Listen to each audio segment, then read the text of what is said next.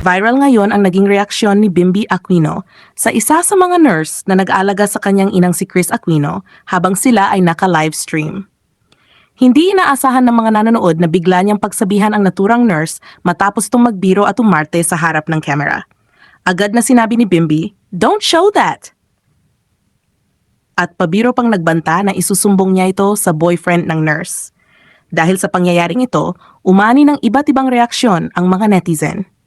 Marami ang nagsabing kahanga-hanga ang pagiging magalang, disente at conservative ni Bimby. Para sa kanila, malinaw itong patunay ng magandang pagpapalaki ni Chris Aquino sa kanyang mga anak.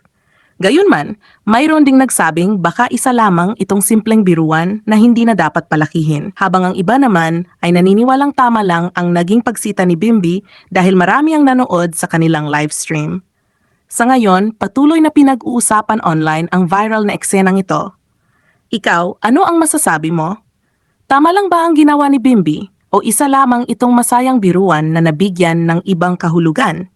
Panoorin ang buong kuwento at alamin kung bakit marami ang nagbigay ng kani-kanilang opinyon tungkol sa viral na pangyayaring ito.